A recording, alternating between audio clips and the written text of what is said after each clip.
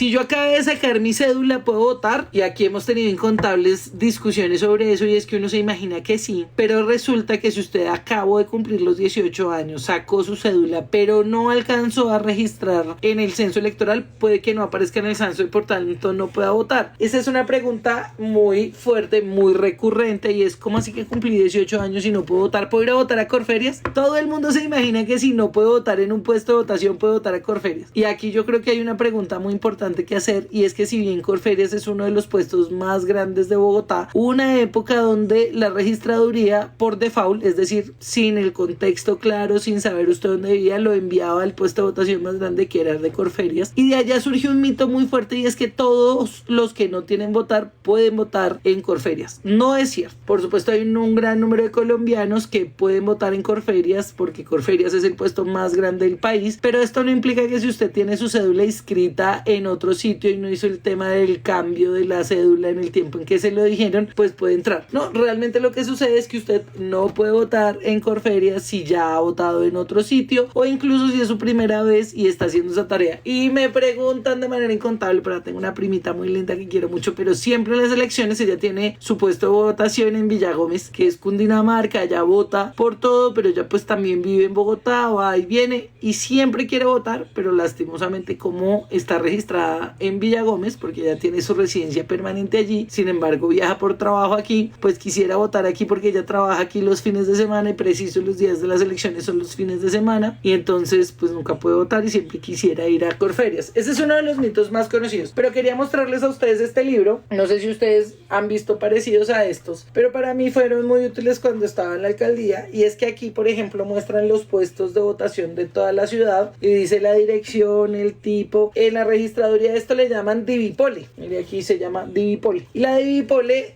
obviamente no es solamente para Bogotá, sino es para todos, pero por ejemplo aquí un mapa, está el mapa de Mártires y le dice a usted dónde está cada puesto de votación, pero esta no es una información privilegiada, usted la puede encontrar en la página web. Lo que pasa es que tiene que buscarla dentro de las publicaciones que tiene la registraduría, en este caso la de Bogotá, pero en las registradurías de los diversos municipios y departamentos también existe, como para que uno sepa dónde votar y cómo organizarse. Entonces, pues le quiero contar eso porque estamos hablando de algunos de los mitos que suceden alrededor de la selección. Y hubo uno que sonó un montón y que han tenido un montón, y son los cambios en los censos y en el censo electoral. Entonces le conté a usted que existe un potencial de votantes de 41 millones de colombianos. Es una cifra impresionante. Le mostré que votaron 24 millones de personas en los resultados de primera vuelta. Si usted hace la matemática, se va a dar cuenta que realmente votan un poquito más de personas de las que no votan, pero la proporción es algo así como 54-45. La mayoría de personas que tienen la posibilidad de votar no votan, ya sea porque no les gusta el tema electoral, no salen. Realmente es una cosa impresionante, porque si la gente que normalmente no sale a votar votara, las elecciones y los resultados serían casi que imposibles de evidenciar a través de encuestas u otro tipo de datos, porque pues obviamente son muchas personas que evitan y que cambiarían la muestra. Pero ¿por qué me refiero a esto? Y es que de aquí viene una discusión que ha sido ampliamente, y es cómo se hacen las modificaciones de los censos electorales. Entonces, primero la norma dice que un mes antes de las elecciones se cierra el censo electoral. Eso quiere decir que más personas no pueden ser inscritas, no pueden registrarse, porque la información del censo electoral no es solamente importante para saber cuántos somos y vamos a votar, sino también para la misma organización electoral. Dónde están ubicados, cuáles son los puestos, dónde tiene que llegar el material electoral, cuáles son los jurados, cuál es la votación posible, porque no hay ninguna elección cierta si usted no sabe cuántas personas tienen la capacidad de votar en un momento dado. Hubo muchas discusiones sobre si en el censo electoral creció en 800,000 personas, y es cierto, llegaron a la mayoría de edad un número importante de jóvenes, casi 600,000, pero también hubo un traslado de puestos de votación. Y sobre todo hay una cosa que fue muy interesante en el cierre del censo electoral, y es que personas que estaban en el exterior, que nunca habían registrado su documento para votar, hicieron este procedimiento, porque usted puede vivir en el exterior y usted nunca se ha registrado, no había votado en los consulados, pero decidió ir a registrarse, mostrar que estaba allí, que existía cerca de un consulado y que por supuesto quería ejercer su derecho al voto. Y es impresionante el número de personas que creció en consulados. Entonces, por supuesto, cuando hay un gran crecimiento del censo electoral, pero ¿de dónde sacaron todos esos? Y ahí viene un mito que es bastante interesante, y es: están votando los muertos.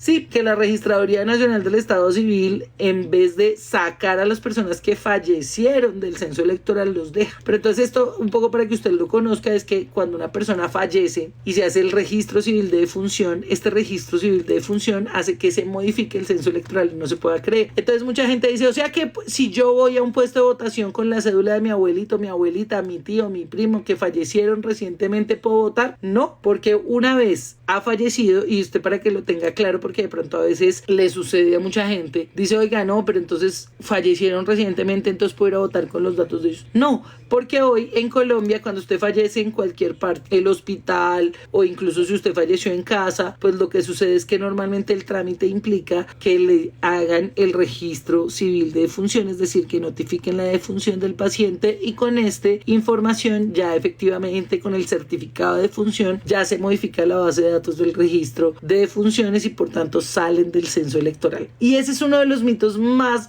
fuertes que hay en Colombia, y es que los muertos votan. ¿Qué pasa si de pronto usted falleció recientemente un día antes de las elecciones y por tanto está en el censo electoral? Puede pasar, por supuesto, porque tal vez no se haya alcanzado a registrar su fallecimiento, pero por supuesto, pues esto en términos de quién está como jurado electoral, como testigo electoral en pueblos, en pequeñas zonas, pues es evidente, porque claramente pues la gente se conoce entre ellas. Puede que en Bogotá y en otras zonas no suceda, pero la desviación del potencial electoral respecto de las muertes recientes pues no alcanza ni siquiera el 0.1% y por tanto por supuesto no hay lugar a las desviaciones. Y había una información que a mí me parecía muy clara, y era invitar a la gente a votar, porque lo que les decía sobre el censo, si cerca de 18 millones, casi 18, entre 18 y 20 millones de colombianos que normalmente en las elecciones no votan, salieran a votar, pues todas estas cosas que le da miedo a la gente, como que se robaran las elecciones, que compraran las elecciones, que hubiesen delitos electorales, pues se vuelven una desviación muy pequeña dentro de las estadísticas, y por tanto es menos probable que puedan hacer mella, digamos, que en los ejercicios electorales. Y aquí uno revive muchas de las discusiones que hay en Colombia sobre si el voto debería ser obligatorio, como en otros lugares en Latinoamérica en las que el voto es obligatorio. Y sobre esto pues nuestra Constitución, digamos que en este ejercicio mismo de la garantía de los derechos de los ciudadanos, pues no obligó el voto. Para que el voto en Colombia fuera obligatorio casi que se requiere una modificación constitucional, y por eso digamos que hay una discusión muy fuerte sobre si los beneficios que existen para votar, por ejemplo el descuento para acceder a servicios como de las universidades públicas, a descuentos para tener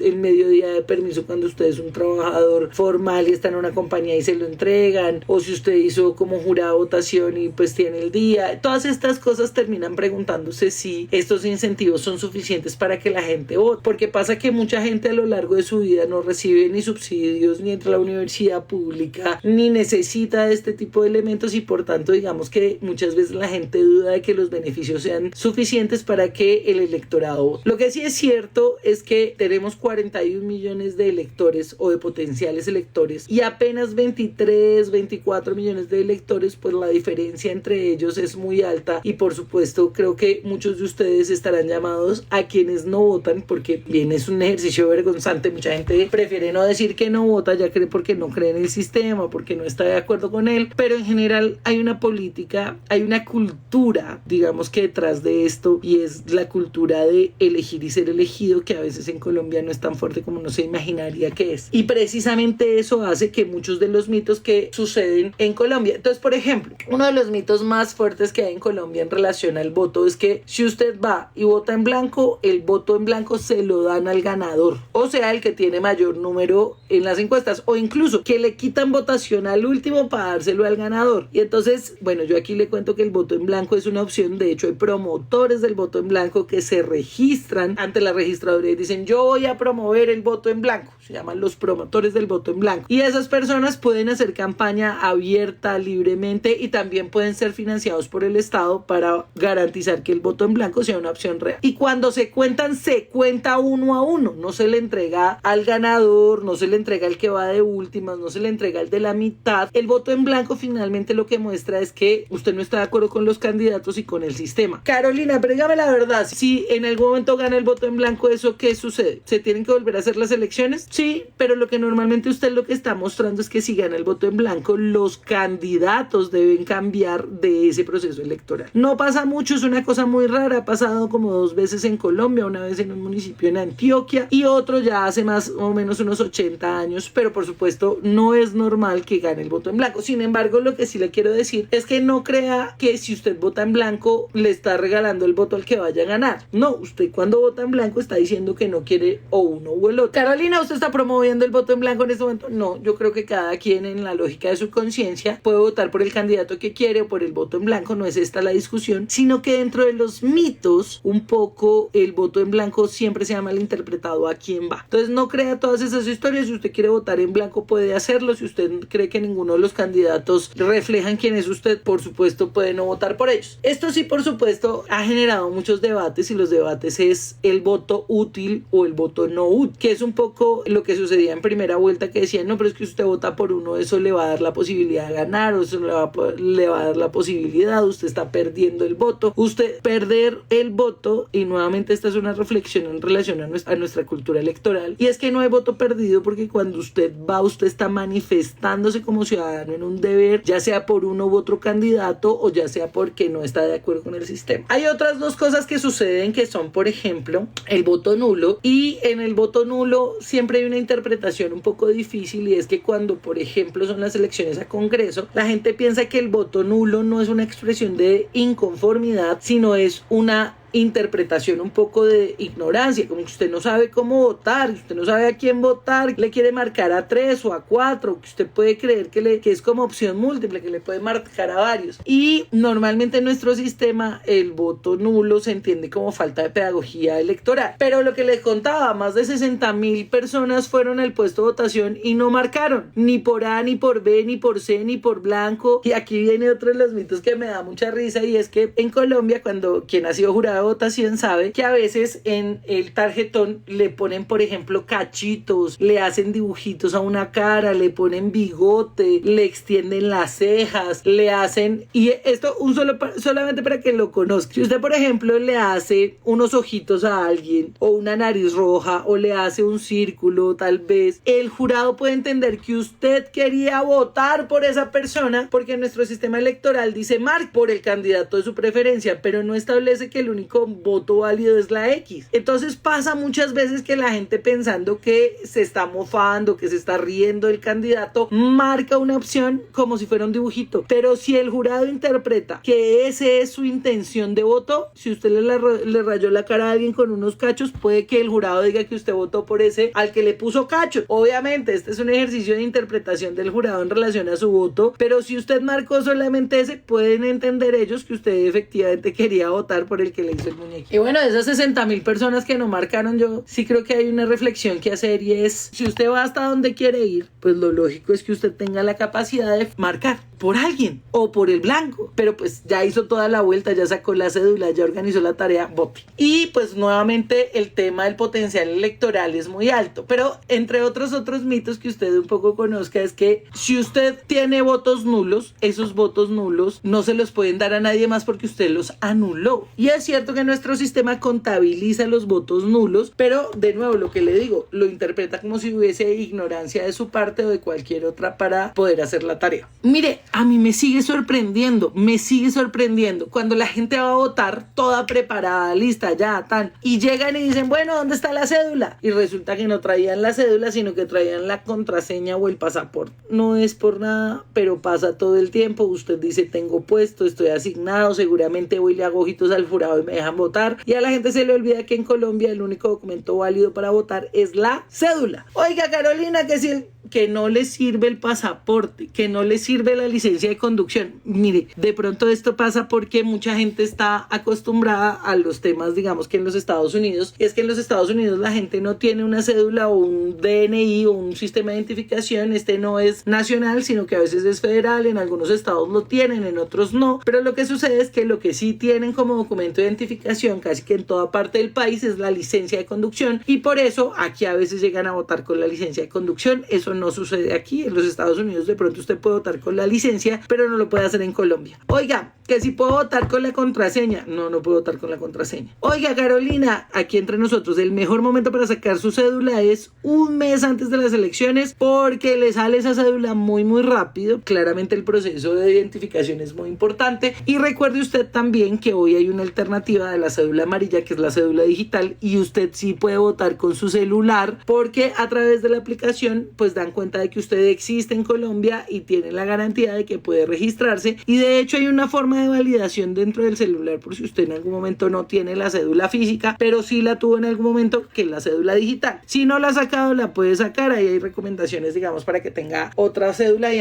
ahora más porque mucha gente anda sin cédula pero anda con el celular. De hecho hay mucha gente que piensa que la cédula se le va a perder, se la van a robar, se la van a quitar, y por eso nunca saca la cédula, y cuando se da cuenta ni siquiera para la votación la tiene. Mire, hay una cosa que me dio mucha risa cuando estaba preparando y es que hay mucha gente que dice no vale la pena robar porque en cualquier sistema democrático, o en este o en otro, se van a robar las elecciones. Y si se van a robar las elecciones, ¿para qué voto? ¿Para qué legitimar una cosa que se van a robar? Y esto yo quiero que usted se vaya con esta idea que creo que quedó muy clara de las últimas elecciones, y es que el hecho de que entreguen información en tiempo real, que usted esté viendo, que haya testigos electorales, que haya misiones de observación, que haya gente que esté encima, ayuda mucho a que esta idea que tenemos todos de que el registrador le vende las votaciones, le compra los votos, puede suceder. No le voy a decir que no, porque mucha gente contará su vida en términos casuísticos, pero la probabilidad de que eso pase cada vez baja y baja más, porque la información en tiempo real de las elecciones y todos los sistemas y todos los modelajes de control pues ayudan a que eso no suceda. Y yo creo que aquí es importante pensar un poco en que usted se vaya con la idea de que siempre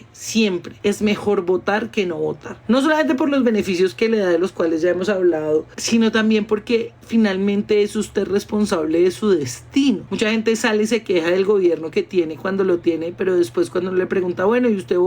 salió a votar? Le dicen no, pero de fondo yo creo que hay un llamado general para todos y para todas, y es: hay que salir a votar, hay que salir a ejercer el derecho al voto independiente de cómo sea. Yo normalmente en las segundas vueltas disminuye el número de personas que no van a votar, es decir, que aumenta la votación, porque finalmente se ven, digamos que acompañados de esta idea de que hay que hacerlo, y pues ya sea por opción o por oposición, mucha gente sale a votar durante estos días, pero de fondo siempre va a faltar mucha gente para que definamos de verdad qué es lo que buscamos los y las colombianas cuando ejercemos este derecho. Y bueno, claramente estamos entre una decisión que es difícil y estamos frente a un momento histórico como cada vez que hay una elección, pero obviamente lo que estamos definiendo son modelos, estamos partiendo de una idea de nuestra historia, pero también escuchando los ecos de lo que sucede en América Latina, lo que está sucediendo en el mundo, y obviamente hay muchas cosas sobre las cuales hablar. A veces nos piden que hagamos campaña en uno u otro sentido, o que apoyemos a uno u otro candidato, cuando de verdad deberíamos pensar que nuestra campaña debería hacerse en el sentido de sacar a la gente a votar, de invitarlos a votar, de decirles que hay opciones y que finalmente ser ciudadanos implica hacernos responsables de lo que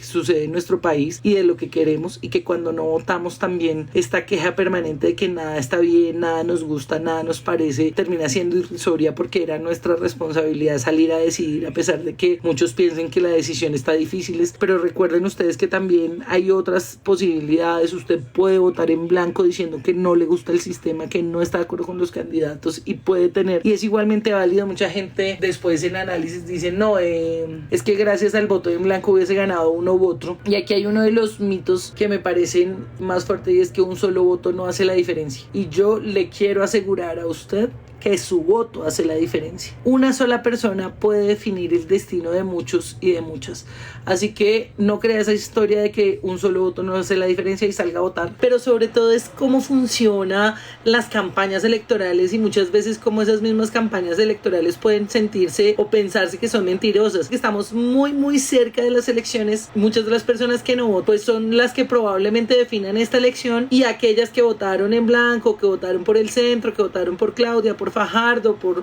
otros candidatos, pues hoy terminan siendo muy importantes y muy determinantes en la contienda electoral. Hablemos de la narrativa política detrás de cada una de las campañas, cómo operan las mentiras en redes sociales, cómo mucha desinformación o información falsa o información que tiene cierto atisbo de verdad, pero que fue, no sé, publicaciones viejas que son editadas, terminan siendo hoy el centro de la campaña que se hace a través de redes sociales. Muchas de esas informaciones nunca son contrastadas, nunca son son validadas, nunca son interpretadas, nunca generan, digamos que una información importante en relación a quién y qué corresponde a cada caso. Porque lo más importante es hablar no solamente de por quién quisiéramos votar en el futuro, es más hablar de cuáles son las condiciones que nos llevan o no a votar por alguien o no, y cuáles esas condiciones que han sido, digamos que manipuladas, organizadas, muchas veces por bodegas, por redes sociales, con información y publicidad que a veces no corresponde a la verdad. Y es que hoy muchas de las campañas se mueven por redes sociales, TikTok, WhatsApp, Facebook, X, incluso muchas por WhatsApp, que es impresionante el número de personas que utilizan WhatsApp como la primera red social y que por supuesto tiene una interpretación muy amplia. La primera reflexión es que lastimosamente hoy las campañas no hacen un ejercicio que hable de las propuestas o los candidatos. Realmente las campañas no compiten con propuestas, no compiten con debate, no compiten con un ejercicio técnico, con hoja de vida, con un ejercicio de perfil, con un proyecto de vida. Hoy las campañas políticas en general compiten con relatos, con historias, con emociones, con información, a veces con agua sucia, y ese es el centro de muchas de las discusiones que tenemos hoy y que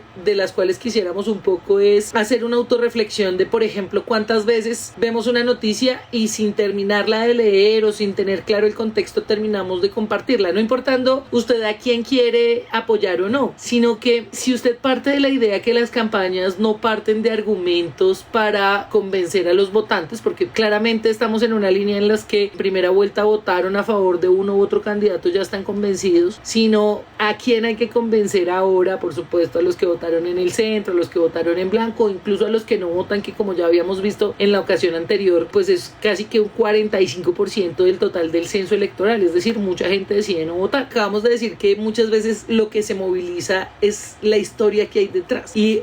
las emociones, y hoy muchas de las formas en las que movilizamos la campaña es a través de emociones en campañas en redes sociales que le generan a uno miedo, rabia, a veces indignación, y esto termina siendo el centro más que los argumentos. Y yo siempre me he preguntado, como un ejercicio de autorreflexión, cuántas veces, por ejemplo, uno lee algo o ve un video o ve alguna cosa y empieza a replicar esa información sin ni siquiera contrastarla, sin leerla completa. Incluso ahora hay mucha información generada por inteligencia artificial y no tenemos la habilidad para identificar si es cierta o no, y entre eso que es cierto o no, pues terminan pasando cosas como que uno comparte fotos o comparte historias y resulta que no eran verdades, sino que eran generadas por inteligencia artificial. Y yo sí pienso que esto debe partir de la reflexión personal de cuántas veces he dado por cierto lo que pienso en relación al candidato que apoyo sin escuchar la contraparte, sin tener casi que ningún ejercicio de contrastación. Por eso hoy las redes sociales generan pues realmente una reacción inmediata. No sé si a usted le ha pasado que usted está viendo una publicación y usted la lee y dice uy, terrible, y empieza a mandar corazones o a mandar caras de hate o empieza a comentar, pero tal vez no tiene toda la información y la vaina se termina generando una cosa hoy que es la viralidad. Lo que importa no es el contenido sino la viralidad, y de hecho esa viralidad a veces se genera con cosas que son terribles, con imágenes falsas que están buscando indignar a alguien y sacar desde el ejercicio de la emocionalidad a quien está. El país y el ejercicio de la identidad nacional no se definen solamente en 4 años, por supuesto, hay políticas de gobierno y políticas de Estado que pueden generar alteraciones muy fuertes. Había una época en la que decía que nos íbamos a volver como otros países. Yo quisiera entonces, ahora que he hecho como este resumen un poco de que hablar de los candidatos en particular, porque esto le permite a uno ampliar un poco la visión y ver cuáles mentiras o cuáles de los ejercicios de las campañas contrarias han hecho. Recordemos que Cepeda es sociólogo de la Universidad de Sofía, Bulgaria. Muchos han dicho que es filósofo. Es magíster en estudios de América Latina y fue representante de la Cámara en el periodo 2010 al 2014 y fue senador de la República desde el 2014 hasta la actualidad. Realmente su vida ha transcurrido en el servicio público desde el Congreso. Y bueno, pues aquí hay muchas mentiras que se han dicho sobre él. Yo creo que una de las mentiras en las que uno que más escucha tiene que ver con una cosa que por supuesto no está probada y que no tiene base. Y entonces dicen que Iván Cepeda, por ejemplo, su papá era de las FARC o que él es el heredero de las FARC. Y ahí por supuesto digamos que no existe base sobre esta lógica, porque su papá también fue senador, también hizo parte fue congresista y por supuesto falleció, y se ha declarado que efectivamente el Estado participó en el asesinato de este congresista, y por supuesto esta idea también recae un poco en la idea de que Iván Cepeda como congresista ha participado en muchos de los procesos de paz, en todo lo que ha llevado a cabo procesos de paz. Pero es una mentira decir que es el heredero de las FARC, o hubo una noticia noticia falsa que por supuesto uno empieza a mirar, y es que el ELN había sacado un comunicado apoyando la candidatura de Cepeda. Eso por supuesto es una mentira, quedó reflejado, se hicieron las revisiones, no existe un documento y tampoco existe una manifestación del ELN diciendo esto. Por supuesto es una mentira, pero como empieza a reproducirse de manera general, la gente empieza a creer ello, y esto por supuesto tiene mucho que ver con una cosa sobre los debates jurídicos. Si ustedes recuerdan, hubo uno de los debates más fuertes contra Iván Cepeda, es el tema de la manipulación de testigos, y esto surgió porque en el 2012 el expresidente Álvaro Uribe hizo una denuncia diciendo que él estaba manipulando testigos, y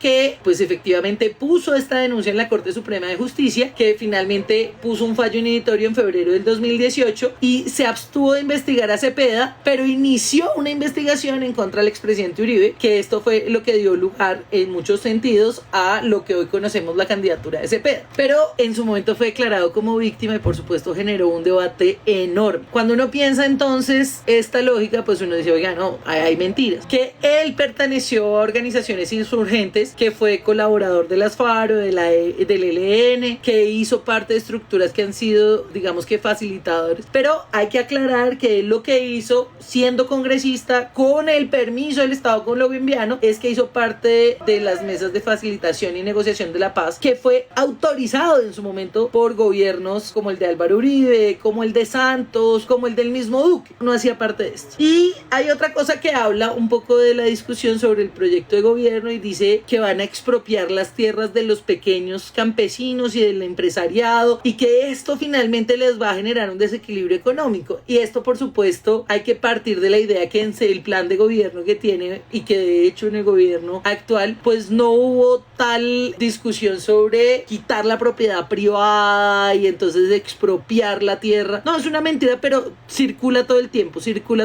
y la gente que tiene pequeños territorios y pequeñas propiedades piensa que le van a quitar su casa. Pero bueno, no hablemos solamente de Iván Cepeda. Incluso les cuento que La Silla Vacía hizo una encuesta y el 80% de los colombianos sí creen que Cepeda ha sido o tiene vínculos con las FARC, pero pues no existe. Muchas veces estas cifras terminan siendo inventadas, parecen verdaderas, pero hablemos entonces de Abelardo de la Espriella. Él ha construido una candidatura basada en un discurso que es fuerte sobre los temas de autoridad, seguridad y confrontación política, y a veces pareciera que más que acercarse al centro, su campaña se ha dedicado a radicalizarse más hacia los ejercicios, digamos que de este nuevo ejercicio tanto latinoamericano y mundial sobre la base de la exclusión y el ostracismo, entre otras. Pero también ha sido, digamos que, o se ha convertido en el blanco de numerosas narrativas que también pueden considerarse falsas. Por ejemplo, algunos videos donde apoya algunas posiciones que realmente no hizo. Por ejemplo, algunos que han sido, digamos que editados, entre otros. Ustedes conocen que Abelardo es abogado, penalista, egresado de la Sergio Arboleda, tiene posgrados en Derecho Penal y Derecho Administrativo, y tuvo una firma privada de litigio que pues se llama La Espriella Lawyers, y ha tenido como conexión con varios de sus ejercicios como defensor en varios procesos. Lo primero es que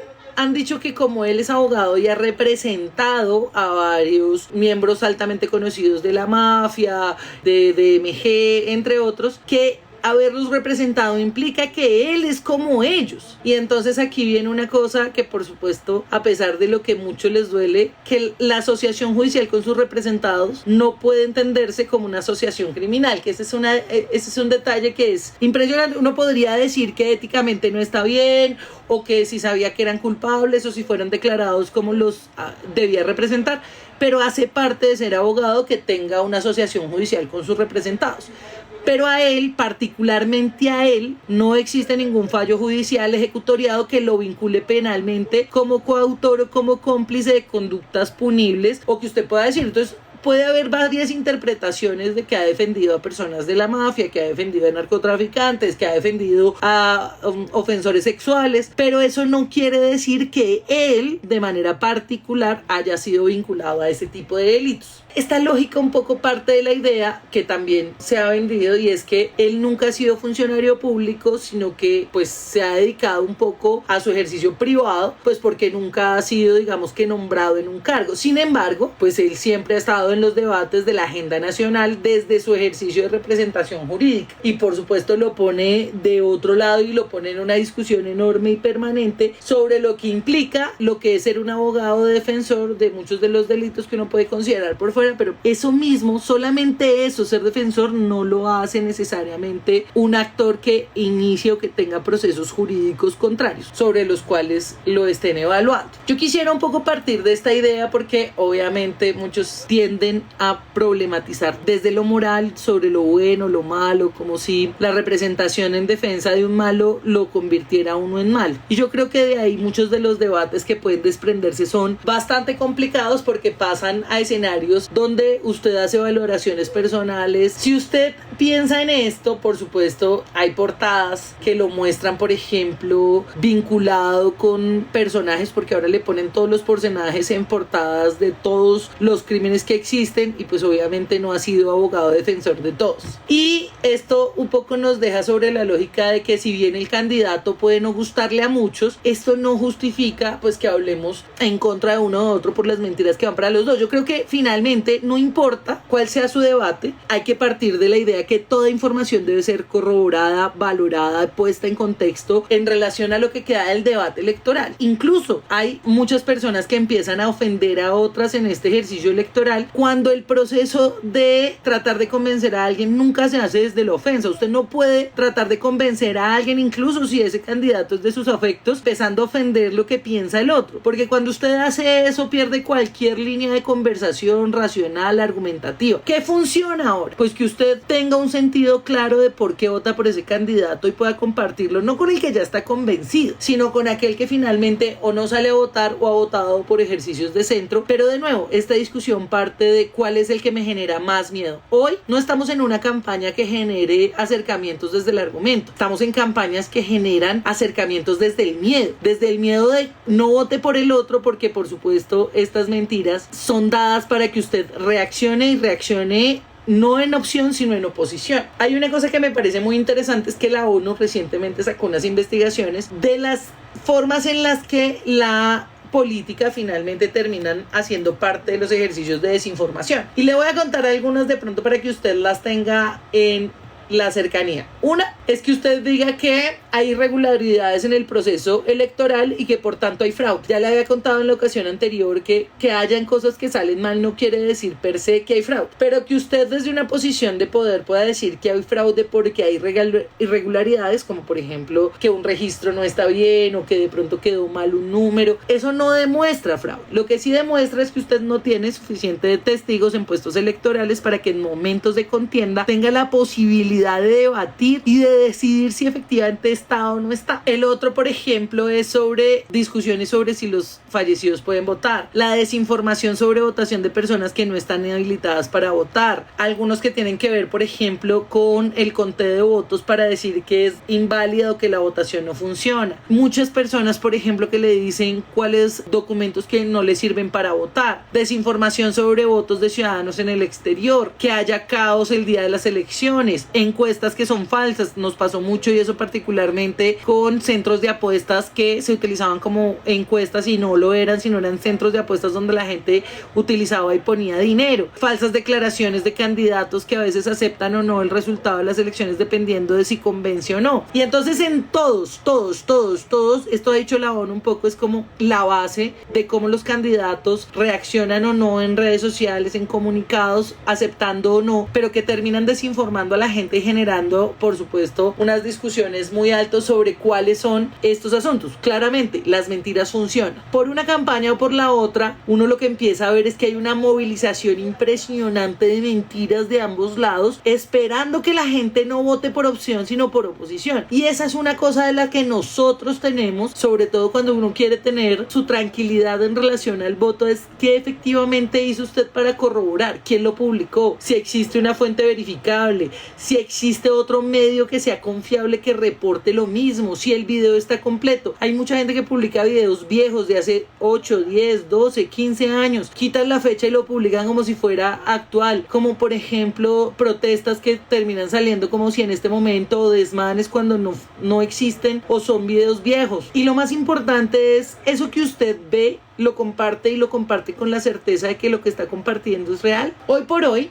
y quisiera hablar un poco de lo que sucede en Perú. Entre la candidata derecha e izquierda, la diferencia ha pasado de ser de 10.000 votos a ser de menos de 1.500 votos y cada vez tenemos una diferencia muy corta entre uno y otro. Mucha gente piensa que su voto no es importante porque las diferencias siempre son muy amplias. Y lo primero que quisiera antes de cerrar este espacio y empezar a hablar sobre estas discusiones es que cada voto cuenta. Cada persona que se emociona, cada persona que cree sobre videos que no son ciertos, publicaciones, imágenes que no son ciertas y terminan cambiando su voto, pues terminan generando por supuesto una afectación. Les quería mostrar una imagen y es que han salido, por ejemplo, que la selección Colombia mandó un mensaje unánime apoyando. Y hay una cosa que me gusta mucho y de pronto se lo recomiendo, que se llama el detector de mentiras de la silla vacía. Me gusta mucho por una cosa y es que le permite a uno de ambos lados, no de uno sino de ambos lados, mostrarle a la gente que de eso funciona o no. Les va a mostrar, este es por ejemplo una de las que no fueron ciertas y que quedaron desmentidas y es esta imagen y es absolutamente falsa. La selección Colombia no hizo el saludo, sino que fue una imagen de inteligencia artificial que terminaron de generar y crear para pensar que estaban allí, pero no era el caso. Y eso, por ejemplo, así como ese sucedió, también les voy a mostrar este, que es el de Cepeda, que sale la imagen diciendo que el ELN publicó un comunicado respaldando a Iván Cepeda. Esa imagen es falsa. Pero también, por supuesto, todos estos que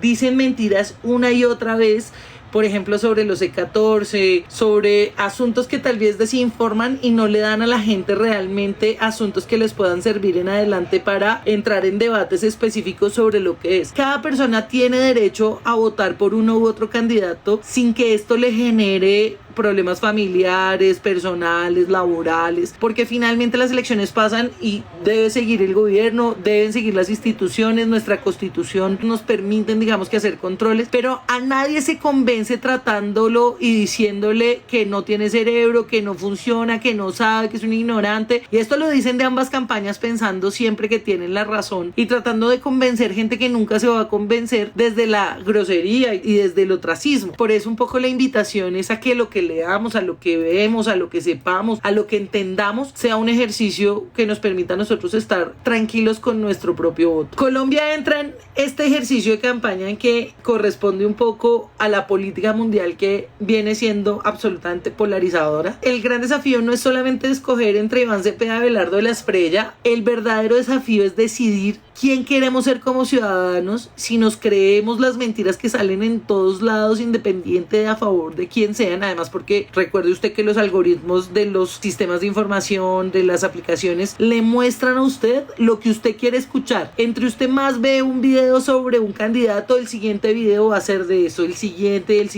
Usted no le permite saber el algoritmo si esa información que está publicada y que viene cada vez en cascada, que incluso muchos de estos se pagan en ejercicios privados que parecen que no hicieran parte de la campaña, pero terminan modificando la manera en la que usted pudiese tener una estructura en la que decida o no. Les pido sí que verifiquen antes de compartir, no comparta solo por compartir, que lo diga alguien famoso, que lo diga un influencer, que lo diga un político particular, no hace que esa información sea real o verificable. La información normalmente está dada para que favorezca a sus propias posiciones, entonces muy poquita gente se da la tarea de verificar lo que comparte, pero partamos del hecho de que una cosa es debatir, controvertir y otra cosa es vapulear, dañar, herir. Finalmente, si en esto se convierte el ejercicio democrático, no estamos decidiendo sobre lo que queremos para el país, sino que nos estamos volviendo una sociedad cada vez más perdida de lo que implica el ejercicio democrático. Necesitamos distinguir entre hechos, opiniones y mentiras. Son tres cosas. Usted puede estar de acuerdo con un hecho, puede estar de acuerdo con una opinión, pero cuando usted tratan de engañarlo con una mentira, pues usted finalmente no tiene la certeza. Yo sí quisiera que usted aproveche y me deje en sus comentarios cuál es la mentira más absurda que ha escuchado en campaña. ¿Qué cosas le parecen que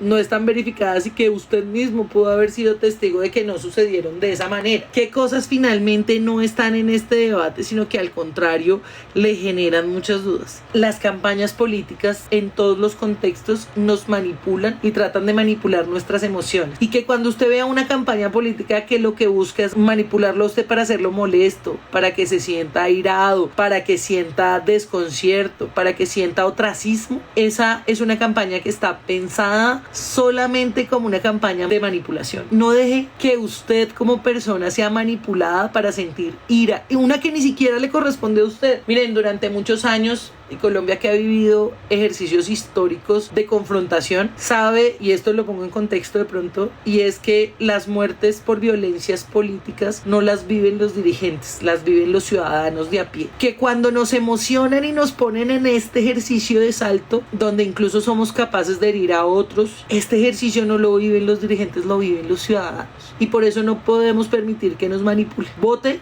a conciencia, hágalo pensando, revise la hoja de vida de quienes estén, y si usted finalmente decide votar por una opción que a los otros no les parezca, lo importante es que usted entienda que no está votando bajo una lógica manipuladora. Muchos quisieran que dijésemos aquí que lo importante es creer todo lo que se ve, pero no lo crea todo, no lo crea todo. Tenga la posibilidad de revisar y de hacerse las preguntas de a quién y qué quieren despertar en usted. Así que nos vemos en 8 días, elecciones, lo más importante es salga a votar. Le envío un abrazo enorme y por supuesto, desde la posibilidad de leer y de conocer a otros. Un abrazo, bendiciones, abrazos.